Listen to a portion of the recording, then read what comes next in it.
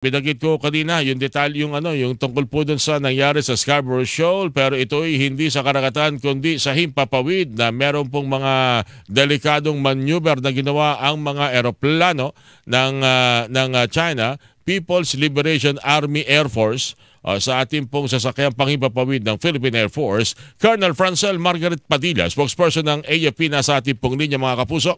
Colonel Padilla, ma'am, magandang umaga po sa inyo. Si Orly Trinidad po ito sa DCWB. Colonel Padilla. Magandang umaga, Sir Orly. Magandang umaga po sa mga taga-subaybay po ng DCWB.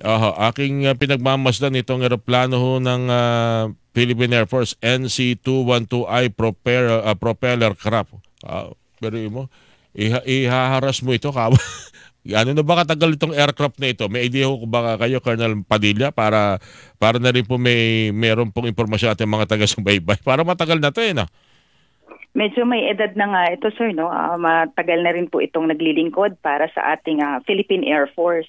Ito po, regular na aircraft na ginagamit po natin sa ating mga regular maritime missions. Okay, so parang mission reconnaissance, hindi ho ito ginagamit sa digmaan o kung ano man po labanan, ano po? Kasi parang feeling ko rito, parang pag dinaanan mo talaga to ng mga dangerous maneuvering, parang delikado. Kaya ako po tinatanong yan para po malaman nun natin mga taga-subaybay na yung ginagawa ng eroplano na ginawa nila ng China Air Force ay maaaring maging dahilan para magka-problema at malagay sa peligro yung sakay po nitong NC-212I propeller aircraft. Kumusta ho ba ito at ilan ho ba sakay nito nung sila pinakaranas ng harassment dyan po sa Scarborough Shoal?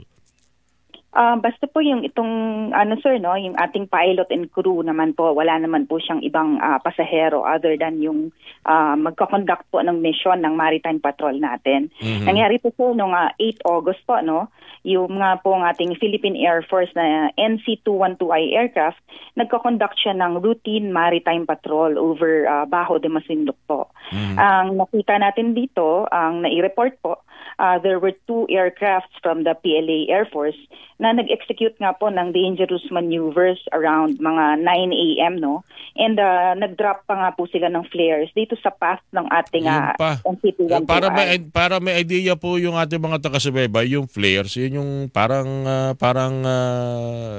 pinalilipad ng eroplano pag may mga heat-seeking missile na pag na sumusunod sa kanila para yun ang tamaan at hindi eroplano. Yun po bang kanilang pinakawalan, ma'am? Yung flare, sir, no, it emits light and heat. Yan, oo. Opo, sir. Para yun ang pandito ng mga heat-seeking missile. Pero hindi naman sila tumama sa propeller ng eroplano. Hindi naman po tumama. Hindi naman po, sir, no. Provocative nga po itong actions nila. Parang sort of lang po, dito sa path nga po nila ni-release itong mga flares na ito. Hindi natin gustong may ganitong mga pangyayari. Pero sa tingin nyo ho ba ito'y hahantong doon sa maaring, sige, wag na tayong gumamit ng basta-bastang eroplano. Ang gagawa na ng ating mga yung maritime patrol ay yung ating mga FA-50. Hindi naman po siguro kailangan gawin ng AFP. Ito naman, sir, is ang maritime patrol is just to look at the general situation in the area, fly over our exclusive economic zone, and then report it back when they come back, sir, no. So ang naiulat ng ating Air Force na to, despite this incident that posed a threat to our Air Force aircraft and crew, nag-interfere ito sa lawful flight operations at saka airspace natin. This is well within Philippine sovereignty and jurisdiction, sir, no? And nag-contravene ito sa international law and regulations that is governing the safety of aviation. Ito nga talaga, sir, yung mga the very reason why we conduct mga joint na maritime exercises natin, multilateral exercises natin, because we want to preserve freedom of navigation and overflight in those areas. Colonel, meron ho bang balita kung may report na tayo, lalo na ang Philippine Air Force o sa pangkabuuan ng AFP sa Malacanang o Department of Foreign Affairs para sa posibleng karagdagan ng panibago na naman diplomatic protest kaugnay po ng pangyayaring yan? Yes, Sir Orly, no, this instances, ang Armed Forces of the Philippines has already reported this to the Department of Foreign Affairs po, no, and then other relevant government agencies. Dito, sir, with this incident, we reaffirm po our commitment na patuloy nating i-exercise ang ating rights dyan sa lugar na yan in accordance with international law. Particularly, sir, yung UNCLOS and Chicago Convention. Yan, sir, ang nag-govern sa freedom of overflight. Hindi ko na siguro tatanungin yung mga maaring mangyari dahil baka baka naman na ihayag natin kung ano pa yung mga operational matters na gagawin po dyan ng AFP. But definitely, itong ating pagpapatrolya ng ating karagatan, ng ating exclusive economic zone, patuloy itong gagawin ng ating Navy at ng Air Force. Yes, sir, no. Muli sa atin po, no, ang Sandatahang Lakas ng Pilipinas, muli po namin pinagtitibay ang aming determinasyon na sir, no, magsasagawa pa rin kami ng regular na patrol at surveillance operations. Alinsunod po sa pandaigdig ang batas. So yung international law naman, sir, and the overflight, sinusunod naman po natin yan. Tama po yan. Papanatilihin po natin ang soberenya ng ating bansa at seguridad din sa ating maritime domain. At magandang pinag-uusapan dito kasi yung mga ganitong mga pangyayari dati, hindi ho ito na i-report, hindi na ibabalita. Akala siguro ng China okay lang. Yes, sir, no. With our transparency initiative naman, sir, we really report these instances to the general public. All right. On other matters, Colonel, meron ba tayo ini-expect pa ng mga additional exercises? Kasi ito maganda, 4, Pilipinas, Amerika. Ano ba yun? Isa yung dalawa, Australia and Canada pa yun. Canada and Australia. Canada and Australia. Magpapatuloy po ba ito at maaari bang sumama? Kasi balita ako, Germany gusto rin makibahagi sa kung ano man ang ating ginagawa na military exercises, pati yung mga mutual defense treaty na gusto rin nilang gawin nila. So, magpapatuloy po ba ito at magiging madalas at maaring doon dalhin itong mga military exercises na ito sa mga lugar kung saan maaring may bubuntot pero nasa loob pa rin ng ating exclusive economic zone. Sir Orly, yan talaga yung gusto nating mangyari, no, na the like-minded nations really show their support towards this cause of us maintaining itong peace and security nitong Indo-Pacific region. So with these like-minded nations joining po, no, these exercises, nasi-strengthen din po natin yung skill set ng ating mga miyembro ng Sandatahang Lakas ng Pilipinas. Over and above that, sir, napapractice po natin, no, yung interoperability ng ating mga kagamitan. Yan, mga sasakyang pandagat at saka yung ating mga eroplano, sir, no, at saka mga iba't ibang kagamitan ng ibang nasyon din. So we are expecting po that this will have more exercises with other like-minded nations. Marami naman po talagang nagsisignify ng intentions to be one in this as we share the same goals. Over and above naman dyan, sir, as we prepare for security and defense, kasama din naman po dito pati yung ating humanitarian assistance and disaster response.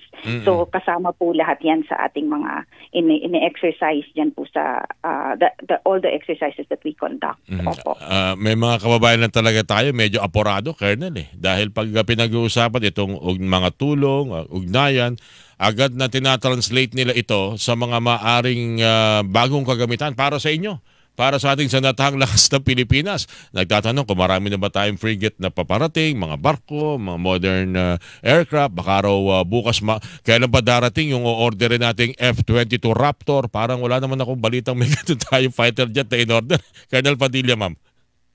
Yes, sir, with our itong exercises that we conduct, and as we push through our modernization, maganda po ang suporta ng ating gobyerno po, no, sa modernization ng Armed Forces of the Philippines.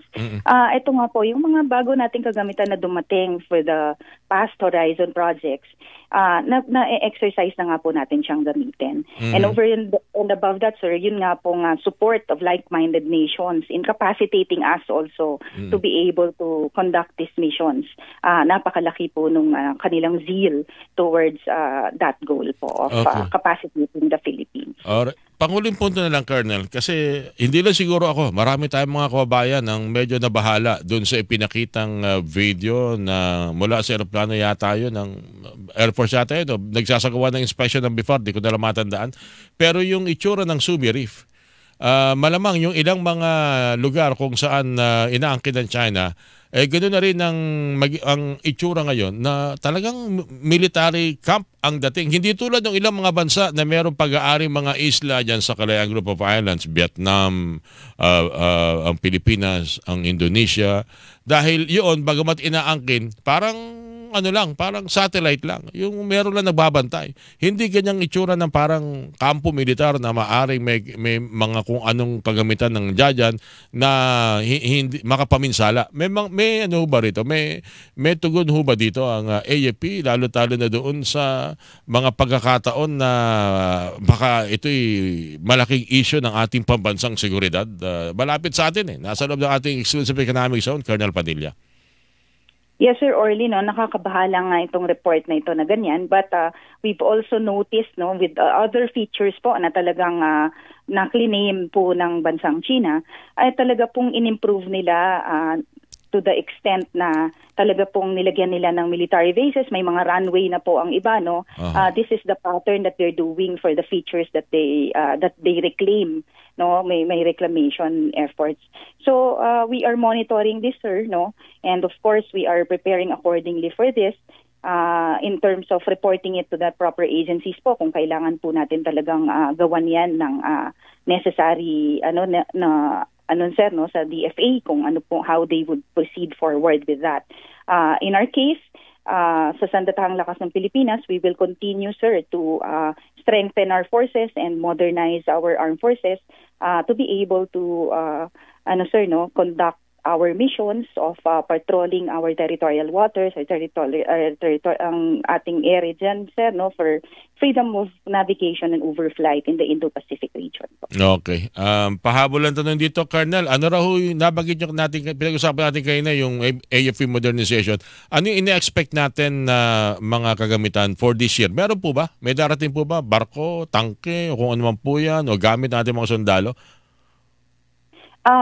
Yun pong mga wish list natin, so to speak, in-approve naman po yan ni Presidente. Opo. But as to the specifics, sir, as of this time, hanggat hindi pa po na i-turn over sa atin ng mga kagamitan na yan, sir, we defer atong usapin na ito muna po sa Department of National Defense. But mahirap naman yun. Opo, sir. As soon as we get all of this, equipment, modernized equipment in the inventory of the AFP, sir, of course, the general public will know about it. Would you know yung detalye ng military aid from US, magkano na nga yun? $200 million? Yung huling napag-usapan, sir, is $500 million. 500 million, Yung 500 million, ano ba yun?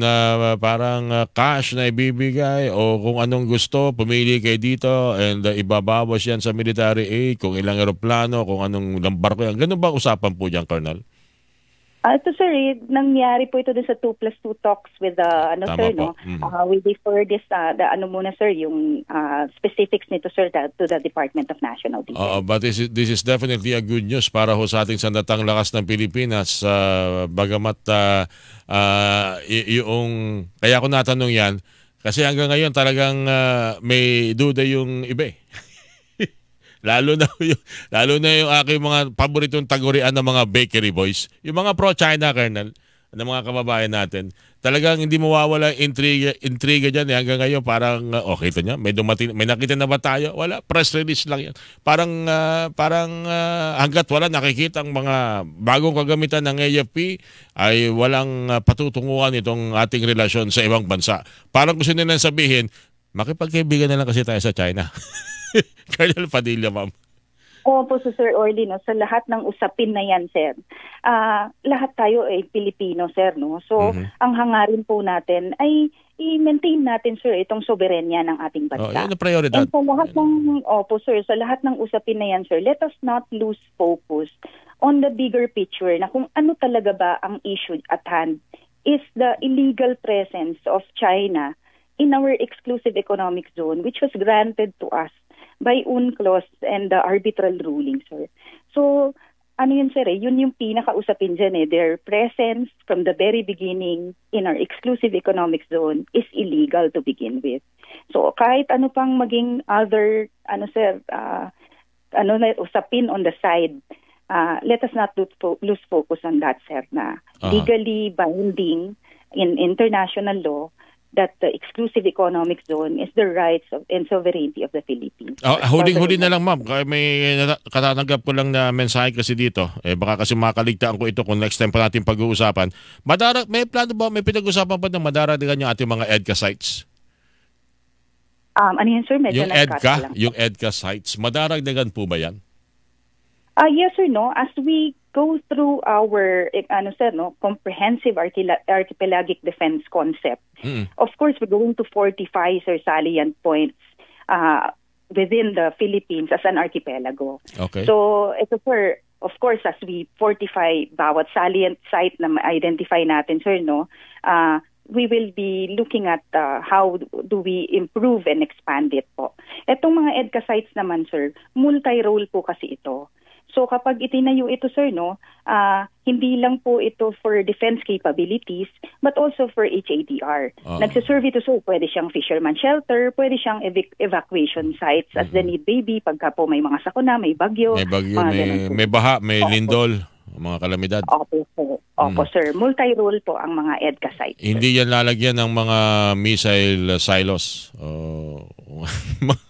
Mga nuclear missile, ganon. Yung EDCA sites kasi, sir, purpose po niya, di ba po meron tayong visiting forces agreement. So when they come, kung yung parang storage facility po ito, nang gamit nila. And then when they leave, siyempre, dala din po nila, but the facility remains with the Philippines for multi-role purposes po. Alright. Colonel, ako ito papasalamat at nagkausap po tayo muli sa ilang pang mga siguro mai-share natin sa ating mga taga-subaybay, lalo na dun sa ating patuloy na panalangin mapagkaloob, maibigay ang wishlist ng AFP. Siguro lagi natin yung pag-usapan talakayin, Colonel. Maraming salamat po sa inyo, ma'am.